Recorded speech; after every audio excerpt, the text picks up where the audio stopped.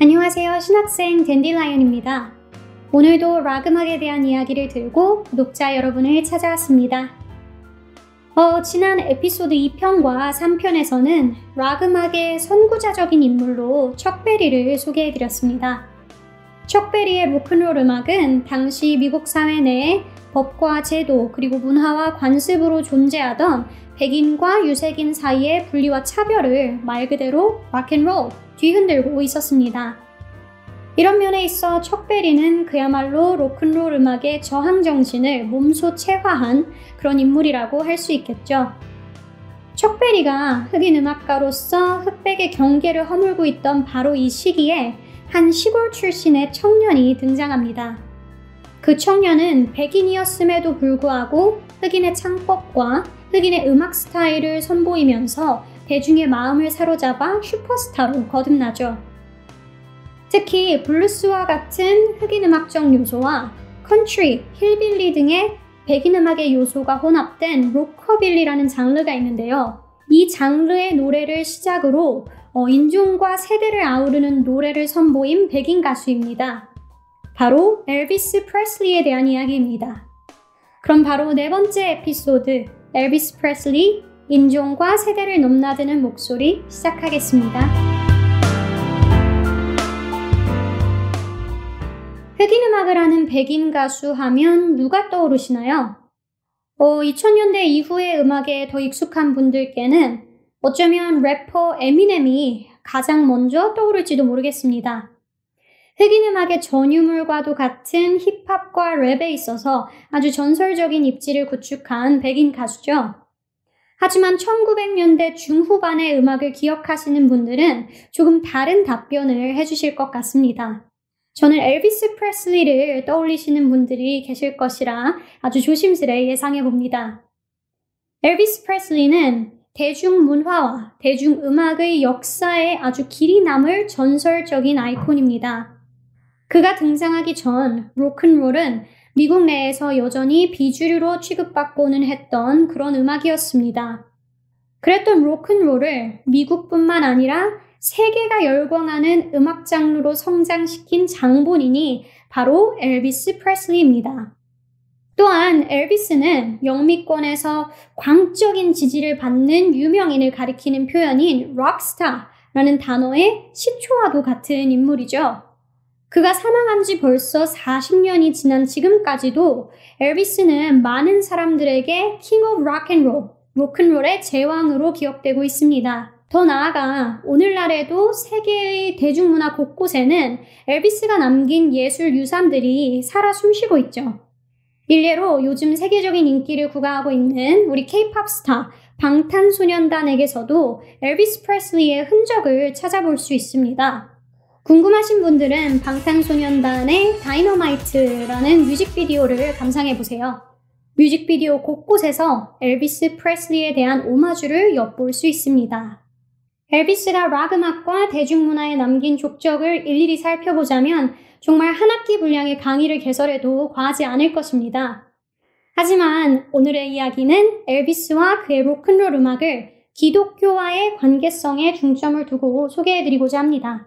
흑인 교회에서 찬양과 성가곡을 들으며 로큰롤 뮤지션으로 성장한 척 베리처럼 엘비스 프레슬리 역시 어린 시절 가족과 함께 오순절 전통의 교회에 다니면서 그곳에서 만난 음악의 영감을 받아 가수의 꿈을 키워갑니다. 이후 성인이 된 그는 어머니께 생일 선물로 드릴 음반을 녹음하기 위해 선 레코드라는 곳에 방문합니다. 그리고 그곳의 사장인 샘 필립스의 눈에 띄어서 로큰롤 가수로 데뷔하게 되죠.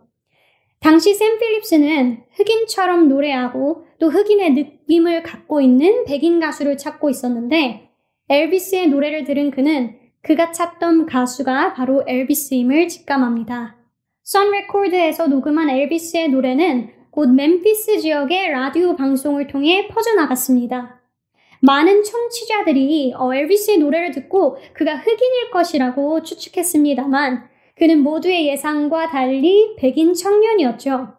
이후 그는 승승장구하여 대형 음반사인 RCA 빅터로 이적했고 음반과 영화 또 TV쇼 등을 종횡무진하며 정말 가수이자 영화배우로서 수많은 업적을 이뤄냅니다. 심지어 2년간의 군복무와 해외 파병 이후에도 엘비스의 인기는 식을 줄을 몰랐고 그는 대중문화사에 정말 한 획을 긋는 슈퍼스타로 자리매김합니다. 물론 엘비스와 그의 음악이 모든 사람들에게 사랑을 받은 것은 아닙니다. 당대 사람들 중에는 엘비스의 로큰롤이 매우 불량하며 이 음악이 정말 자라나는 청소년들을 도덕적 해이에 빠지게 할 것이라고 생각하는 경우가 비일비재했습니다. 앞머리를 올린 독특한 헤어스타일에 마치 흑인 가수가 부르는 것 같은 그의 보컬 스타일은 그에게 반항아적인 이미지를 선사했고 또 엘비스의 시그니처와도 같은 이 골반을 이용해 하반신을 방정맞게 흔드는 춤 동작은 당시로서는 지나치게 외설적으로 여겨져서 그가 TV에 출연할 적이면 카메라가 그의 상반신만을 촬영하기 일쑤였죠. 프랭크 시나트라로 대변되는 점잖은 스탠다드 팝에 익숙한 부모님 세대는 자녀들이 엘비스의 공연을 보는 것을 못마땅하게 여기곤 했습니다. 당연히 엘비스를 향한 보수 기독교인들의 시선도 곱지 않았습니다. 엘비스가 세례받은 기독교인이자 그가 음악을 접하고 음악에 대한 열정을 키우게 된 근간이 엘비스가 어려서부터 부모님과 함께 다니던 교회였음을 염두하면 참으로 아이러니한 일이죠. 어쨌든 흑인처럼 노래하며 춤추는 엘비스는 보수 기독교인들, 그 중에서도 젊은이들보다는 기성세대로부터 아주 많은 질타를 받고는 했습니다. 일례로 1956년 12월 2일자 AP통신의 기사에 따르면 칼 엘게나라고 하는 침례교 목사님이 800명이 넘는 회중에게 엘비스 프레슬리는 도덕적으로 정말 제정신이 아니고 그의 행동이 젊은이들로 하여금 그와 똑같은 결말에 이르게 한다며 엘비스와 엘비스를 따르는 젊은 팬들을 강하게 질책하는 설교를 하기도 했습니다. 그러나 엘비스는 로큰롤에 이어 수많은 가스펠 명반들을 내놓으면서 젊은이들뿐만 아니라 기성세대의 마음에도 울림을 주는 그런 목소리를 들려줍니다. 끝내 그는 그의 음악을 악마적이라고까지 비난했던 보수적인 기성세대의 마음까지도 돌려놓기에 이릅니다. 엘비스 프레슬리는 현재 로큰롤 명예의 전당뿐만 아니라 가스펠 명예의 전당에도 헌액되어 있습니다. 그리고 그의 삶은 우리에게 말해주는 것도 같습니다. 신앙에 충실하면서도 스스로를 표현하는 일에 당당할 수 있음을 말이죠. 또한 그의 음악은 인종과 세대의 벽을 넘어 우리 모두를 기쁨과 즐거움, 또 때로는 위로와 따뜻함이 넘치는 어울림의 장으로 초대합니다. 엘비스 프레슬리의 대표곡들은 더보기란에 소개해두었으니 즐겁게 감상하시길 바랍니다. 그럼 Peace be with you.